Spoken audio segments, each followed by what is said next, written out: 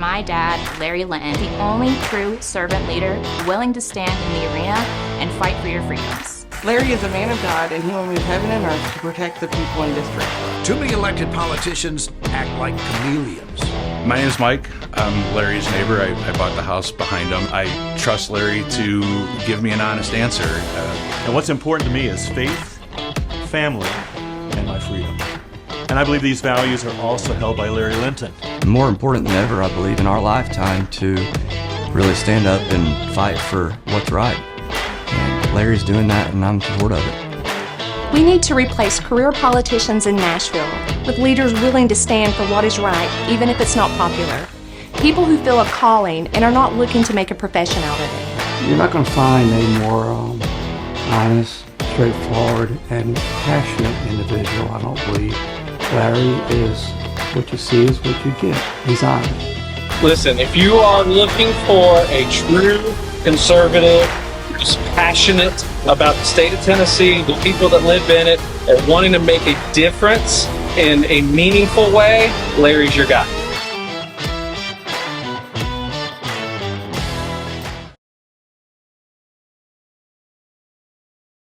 Well, good morning, ladies and gentlemen.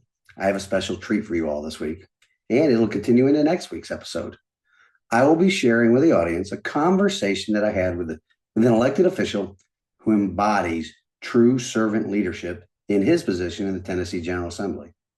Before I give you all a brief introduction to this gentleman, let me update you all on what has been happening since the last episode was released on the 18th of November. I wrapped up my 4-week engagement in Wyoming before theirs and my Thanksgiving break. I made it home in time to hang the Christmas lights on the house, as well as laid out the power cords to light up the yard ornaments that my bride placed in the front of the house. If you remember, I had to get that completed quickly because I was scheduled for knee surgery soon after my return home. Boy, let me tell you, that was a complete fiasco. Long story short on that was that the knee surgery didn't happen. After being at the hospital for nearly 5 hours, 2 hours waiting in registration, and almost 3 hours waiting in pre-op, I felt that I had had enough waiting around. So for the nearly 5 hours of waiting, I only received a shaved leg for my efforts. You know, it's quite frustrating when you arrive at the scheduled time for a medical procedure and they keep you waiting that long with zero explanation. You know why? It's because they do not value the patient's time at all. Now I have to go through the whole scheduling process once again. Well, heck, I've been dealing with this knee injury for almost a year now. What's another few months, right? So right now, though, my bride and I are visiting our old stomping grounds in Virginia Beach. The company that I'm a contract coach for, well, they're holding their annual training and Christmas party here, so we'll be here for a couple of days. We might swing by our old house and see how it's holding up and even catch up with some old friends. For now, though, I want to introduce the show's guest for the next couple of episodes. As I mentioned previously, this man embodies Christ-centered servant leadership while serving in elected office in the Tennessee General Assembly. We need 98 more just like him serving in the House of Representatives there in Nashville. He is none other than Monty Fritts, who represents Tennessee's House District 32. That district is made up of parts of Loudoun and Roane counties. Monty has run the gamut in his personal and professional life, accomplishing a lot since he began his career way back in the 80s. I had asked him if he would like to provide me with a biography or a CV that I could share with the audience, but being the humble servant leader he is, he just referred me and the rest of the audience to visit his website to find out more about him and his background. You can research him at the website of frittsfortn32.com. I'll put the web address in the description of this episode on all platforms. Again, though, that is frittsfortn32.com. That is the number 4, not the word 4. So let's kick off part 1 of my conversation with Tennessee State Representative Monty Fritts as we talk about a myriad of issues. And let's get on with this week's show and take a stand in the arena together again.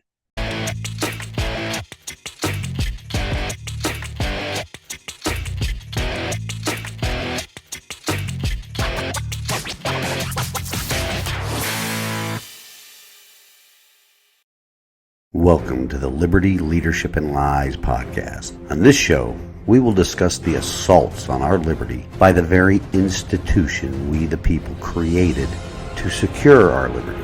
We will also compare and contrast the actions of people in leadership positions to the servant leadership that is needed to protect our God-given, constitutionally protected rights. Additionally, we will break down the many lies that elected and unelected officials in government and media spin every day in order to secure for themselves positions of power and influence that are antithetical to the system of government our founding fathers created and passed down to us. Good morning, Representative Fritts. How are you doing today? And thank you for joining the show. Good morning, Larry. It's an honor to get to be with you this morning. I appreciate you asking me. Absolutely. So I was talking to my wife about prior to recording this, and I had to remind her who you were actually, besides the proclamation that you came to, Sevier County and read. I said he was the one that called me, or we talked about an hour on the phone when I was running for office, and he actually offered to pray for me. And it was super humbling that I had your support. And I mean, it didn't work out the way I intended to. I mean, like that old joke says, if you want to hear God laugh, you tell him your plans. So that was my plan, and it didn't fall through as I intended, but I know that he has something better for me in mind. And as I recall, we were going to try to meet at some function you had. You had sent me a note saying that, it probably was going to be a short thing and may not be worth the time. And I remember scheduled a second get together on that. Mm-hmm. I will tell you what I learned from this. I'm not one of those people that feel like God really called him to run for office. I got aggravated and ran for office. So I applaud you in your call, but I would offer this. Sometimes God doesn't call us to win. He just calls us to run. Sometimes I think there are going to be times that we face giants in life where the giant prevails, but God is yet calling us to run against the giant. We think about David oftentimes, and of course he defeated Goliath and took him down, but Shadrach, Meshach, and Abednego, even though they won that confrontation, they still got thrown in the fiery furnace. Absolutely. And I think sometimes in life, God calls us to do that, to coin that phrase, maybe not to win, but to run. Right. And it serves as probably an example for other people to do something similar to call them to action, pull them up, along the way, because apathy has allowed our government to behave the way they do. And the citizens need to shake that apathy off. And if they see other people doing it, maybe I can encourage somebody else to step into the arena as well. Yeah, you put your name on the line for everybody to explore it. And I appreciate you doing that. I appreciate even the folks that I disagree with. I think you and I are probably in our conversations, we're aligned very closely on many things. But even those people that hold a counter view, maybe not unconstitutional view, but a counter view. Right. I just appreciate them running. It's a big thing. I tell people all the time, everybody ought to do this once. Right. And maybe state representative, maybe it's county commission. But I'm thankful that God allowed me in my life to run for office one time. And I learned so much. Won't talk you to death on that, but right. We're all really good experience. Yeah, it was a learning experience. I did it twice, and I definitely learned from it. I learned what not to do, but I'm not running ever again because it's time for somebody else to do that. I want to enjoy. I retired from the Navy in 2017, and I've been really working. I got my own company, and then I did this campaign twice. But I think it's just time now for me and my wife to enjoy our retired years while I do some consulting. We know Dennis Powers, who's a state representative, and I've become friends with him in this role. He has told me the story many times. He ran 3 times before he won. Wow. You may have one more left on your under the Powers approach. You may have another go with this. Well, I mean, here's a phrase your prior Army might be familiar with. Kitchen 6 said no. Household 6, she said no. And I agree with her. It's time time for somebody else to do that.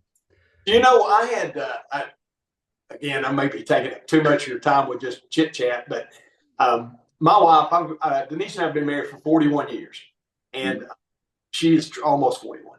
And she's tremendous. She's the best part of me. Most of the things that are palatable and decent about me, God has used her to shape them into my life, I think. Fully supportive. When I decided to re-enlist in 2003 and go to Iraq, when we were going to send Tennesseans there, fully supportive, just praying for me. Mm-hmm. When I decided to go back to school as a working adult with already a pretty good job, but just because she was fully supportive. Anything like that, she's been fully supportive. When and she'll fuss at me for saying this because I'm going to extrapolate just a little. But I told her I was going to run for office, and she said it was kind of like, have you seen the hand puppet Ahmed the Dead Terrorist? Yes. Yeah, I kill you.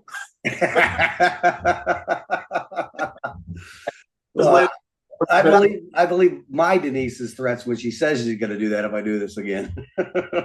So she'd been fully supportive in this, but it was not her preferred route, but it wasn't mine either. I ran of great reluctance. I ran with great determination, but from a point of reluctance because I never had any desire to get into politics. And for the honor to get to serve the young veteran that I just talked to an hour ago to try to help him with something, it's an honor to get to help folks. Right. And but I still don't know that I want to be in politics. I'd much rather be hunting or out trying to jog. I guess what I do now, you can't call running. I tell people I go and do sprints. I'll be 61 this week. And I want to be able to run 100-yard sprint, at age 61 and 62, as long as the Lord gives me on this earth, and throw my leg across a motorcycle or a horse. And, until he calls me home. But what I do today looks much less like running than what it did 20 years ago. Oh, absolutely. I joke with the guys I coach all the time out in the field, and I show them a picture of what I look like before I retire. And I said, this is because for 30 years, I ran 5 miles a day. When I retired, I stopped running 5 miles a day, but I didn't stop eating like I ran 5 miles a day. And right now I'm battling a torn meniscus in my knee. Happened last January. The VA finally got an MRI done in August, and I was supposed to have surgery last week. I came back from working in Wyoming, and I show up at the surgical center at the UT. It's a different, not UT doctors, but they put me in registration for 2 hours and then brought me back to pre-op. And at the third hour in pre-op, I said, this is enough. They hadn't done anything for me. So I just walked out. So the only thing I got out of that surgical procedure was a shaved knee. So I got a half shaved leg, but I'm still walking around on a torn meniscus that happened in January of last year. So we'll see how the VA handles getting me fixed going forward. The community care doctors that they put me with this time, I don't think we're up to the task, I believe. So yeah, I've had a couple knee surgeries. I had some cartilage repaired later. I had an ACL I blew up playing softball 40 years ago or 35 years ago or something.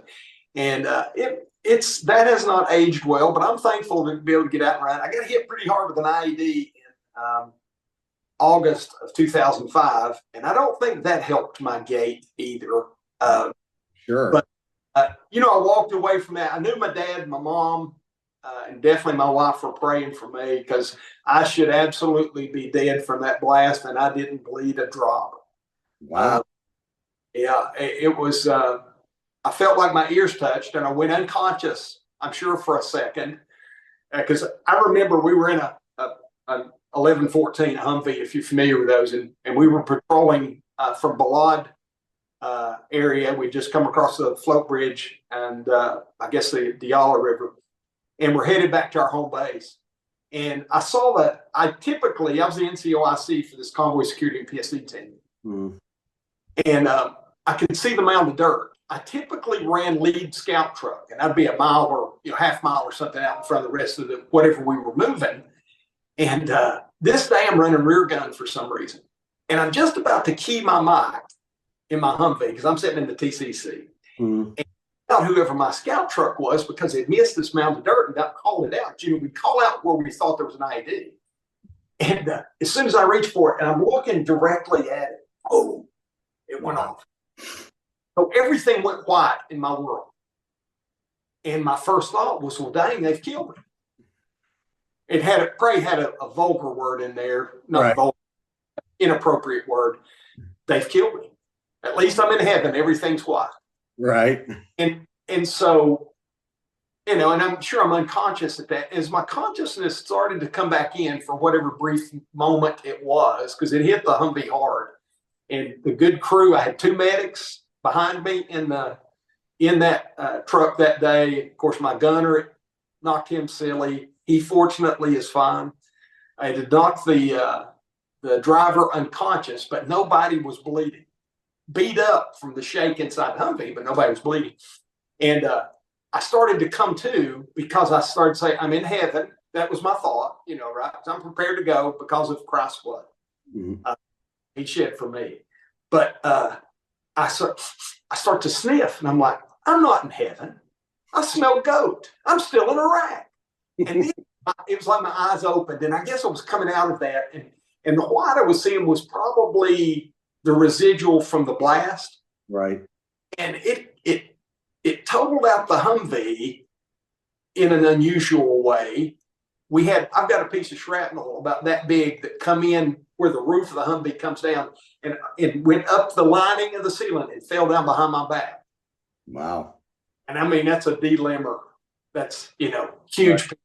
I've got it in my There I Was case at home. But I don't know that helped my gait in it because it hit pretty hard. And but I am thankful that people were praying for me, and I got to live long enough to see grandchildren. Right. And I tell you all that story you probably didn't want to hear. It's the first time I've ever told that in a video. But I'm speaking. I respect your service, and I'm gonna stop talking about me after this when I ask you a question. But lots of men that you and I know have confronted that same death so that me and you can live to be free men. And so that my children and my grandchildren can decide what they want to be when they grow up, and they can call freely upon the name of Jesus Christ without persecution. And we've had men that have lost limbs, legs, and arms and sight. Men and women that struggle with the PTSD of having to see things that God did not design our eyes to ever look upon. And they struggle with that on a daily basis. And so when politicians flippantly decide that they're going to violate your civil rights and remove from you or I or our children those creator endowed rights that we have been blessed with and we uphold here in America, I think of those men at Gettysburg and in the War of 1812 that were fighting off oppression and wrongs, and in Vietnam and in Korea, and D-Day, and of course, Pearl Harbor Day is coming up here. And it really offends me that we have people in high office that are okay in saying to you that your rights are not absolute. Right. Because I will tell you, brother, that person that tells you your rights are absolute, they don't think you have any rights other than the one they give you. Right. They have tried so hard. It's typically one political party or one side of the spectrum, and I just refer to them all as communists. They've worked so insidiously hard for over a century now in our country to replace God with government. That way they could say your rights come from government, not God. And if they come from government, so meaning they come from man can take them away. And that's the true, that's the enemy at work. And that's how he has been so successful, is that there's been a lot of people that have bought into that. I mean, this last election proved it proved it, but it exposed that these people think that everything comes from government. Government doesn't belong in our ovaries, but it's not your ovaries that they want to get involved in. They want to protect that innocent life that your carelessness created. Yep.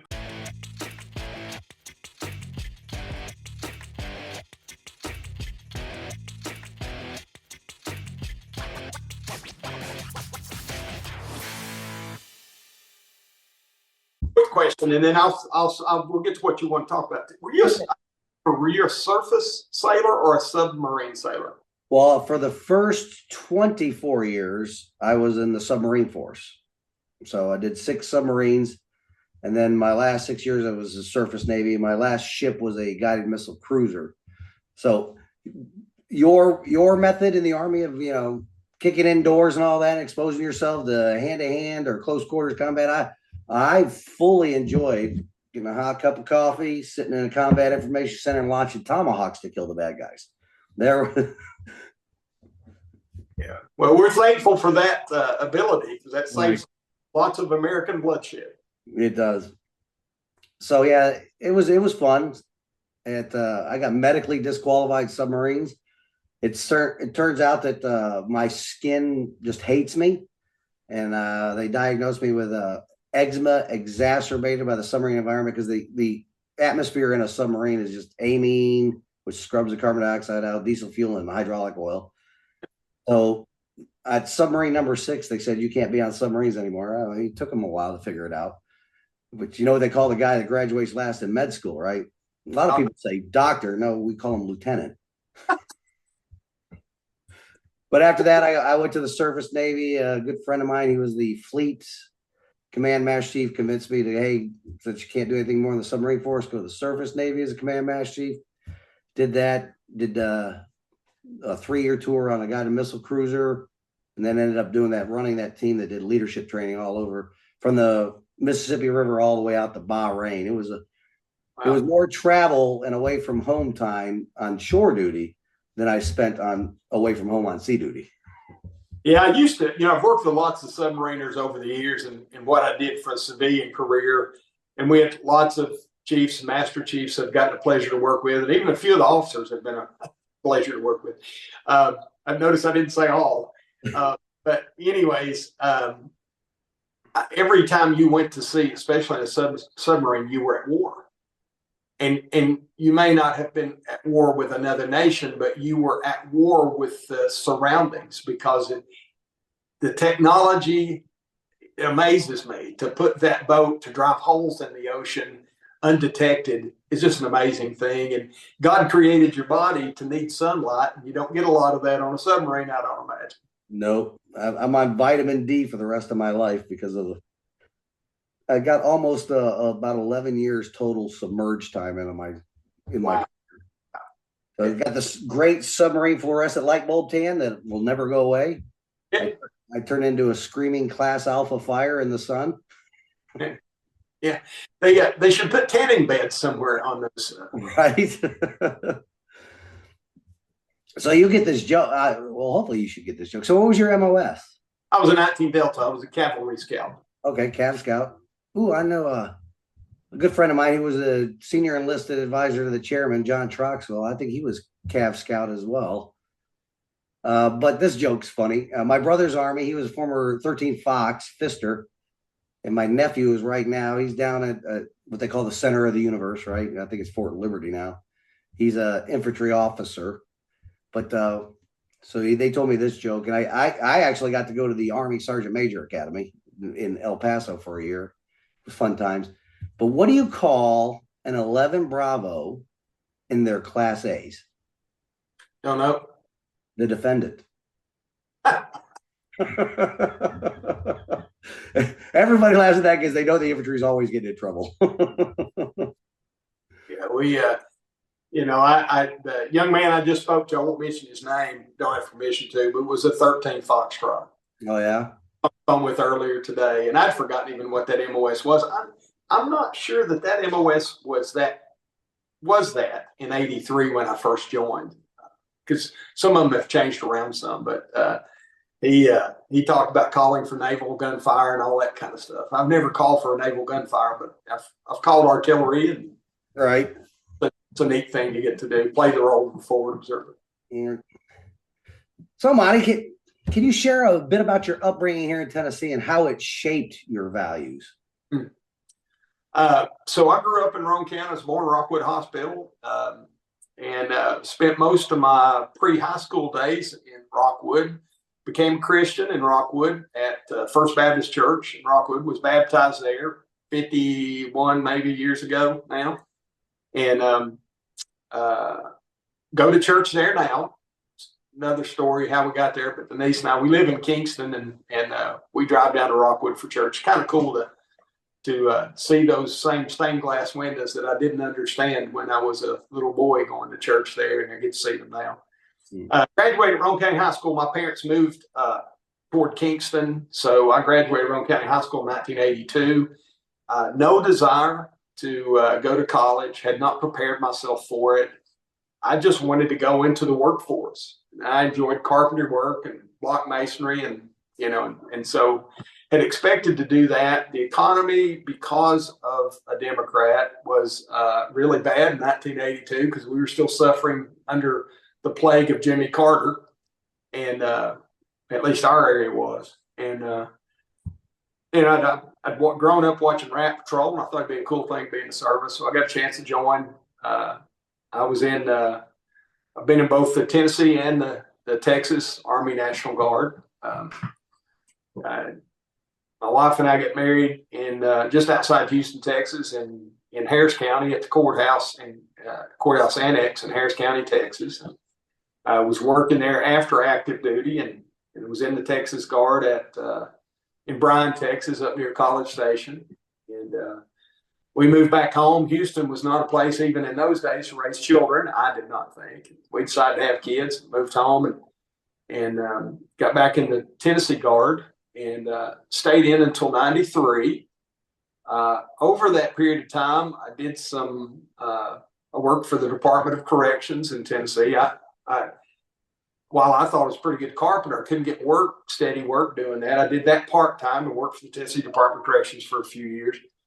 I was fortunate to get into the Y-12 workforce as an hourly worker in '88. Ended up deciding to go to college, have more, my decision input about what I might do for a living. And so I was on what seemed like the 20-year program to get that bachelor's degree, but I finished that. And good people that I worked for, that God put in my life, opened doors for me that, just out of their grace and mercy. And so I spent 28 years there. I left Y-12. I didn't retire from the company I worked for, BWXT, until 15, but I left in 13. I went to headquarters, worked in DC for about 2.5 years as the liaison for weapons production. And in that period of time, I had great employers. They allowed me to go re-enlist. When we decided that we were going to send Tennesseans to Iraq, I decided not without me, and I went and got my old fat self at age 40 in better shape and re-enlisted, and got a chance to, because of something somebody put up in the mess hall or DFAC or whatever we call it at that time, to get to volunteer to be a PSD. And I couldn't spell PSD, Larry. I didn't know, right?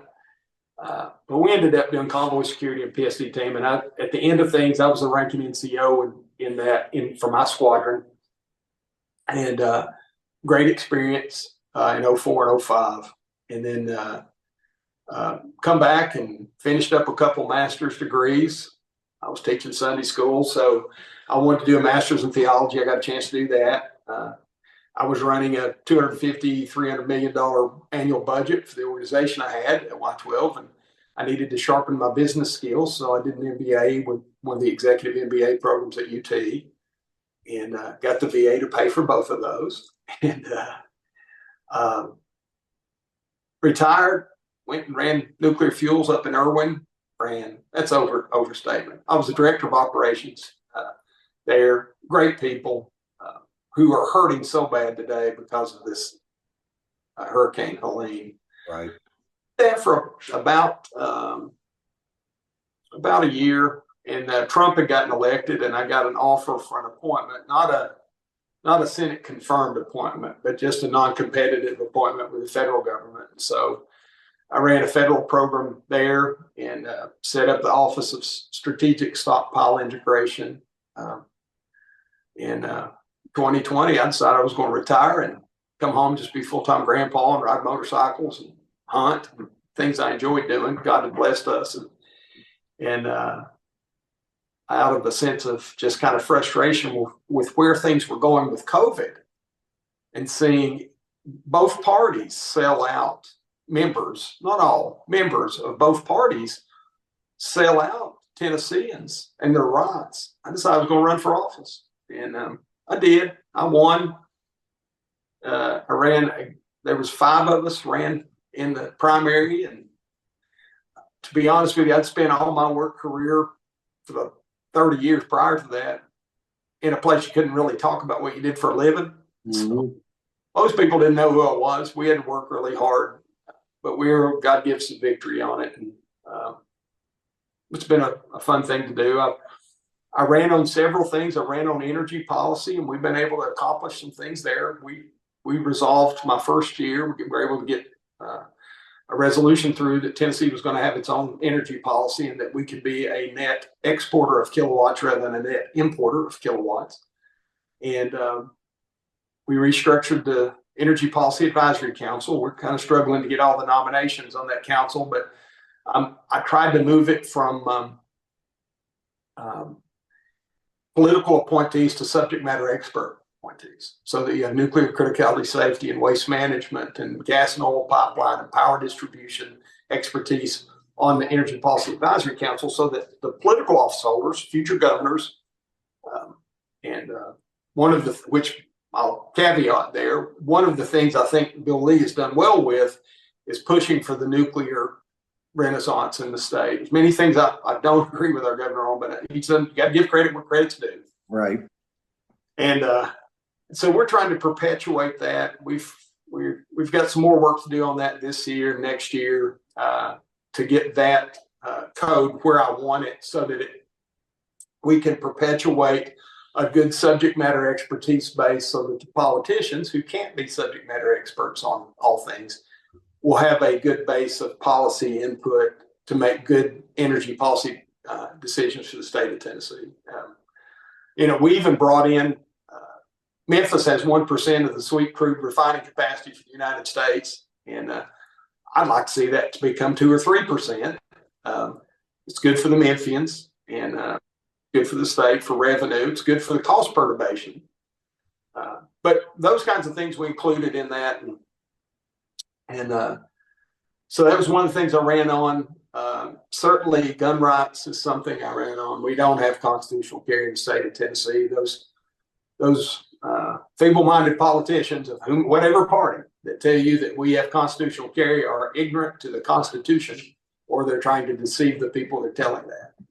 And we need to get back to that. Right. We have permitless carry. We don't have That's right. Carry. That's right. Yeah, and it's unfortunate that many of the Nashville crowd, the bubble in Nashville, they will attack your creator endowed right to not only defend yourself against the tyrannical government, the Second Amendment, they want to deny your right as a human being to the first law of nature and self-preservation. Absolutely.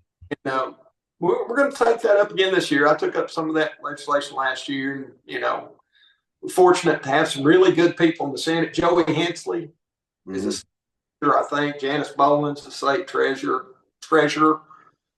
Several of us, Mark Pody, and several people I work with in the House that I would just offer you are good for Tennessee, and I'm honored to get to work along beside them. The Deborah Moody's and the Chris Todds and Rusty Grills, good people.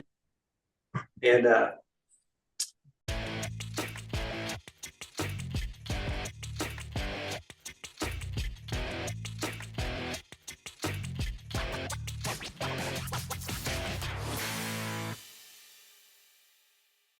well, folks, that wraps up the first half of the conversation with Representative Monty Fritts. Be sure to tune in again next week for the conclusion. As always, please like, follow, or subscribe to my social media accounts, which can be found in the description of this video or audio podcast. Also, Don't forget to leave a review or a thumbs up on this and every episode you listen to. This week's wisdom from God's Word comes to us from the book of Romans, chapter 1, verses 21 through 25. For although they knew God, they did not honor him as God or give thanks to him, but they became futile in their thinking, and their foolish hearts were darkened. Claiming to be wise, they become fools and exchange the glory of the immortal God for images resembling mortal man and birds and animals and creeping things. Therefore, God gave them up in the lust of their hearts to impurity, to the dishonoring of their bodies among themselves, because they exchanged the truth about God for a lie and worshiped and served the creature rather than the Creator, who is blessed forever. Amen. You know, it sure is good to know that we have people like Monty Fritts, who decided to take a stand in the arena to represent the people of his district. He chose to take a stand in the gap between the citizens of Tennessee and the people that are described in this week's Wisdom from God's Word. We need many, many more like him. We need to encourage them to take up these servant leadership positions. So until next week, stand in the arena with me. Reveille, it's time to wake up.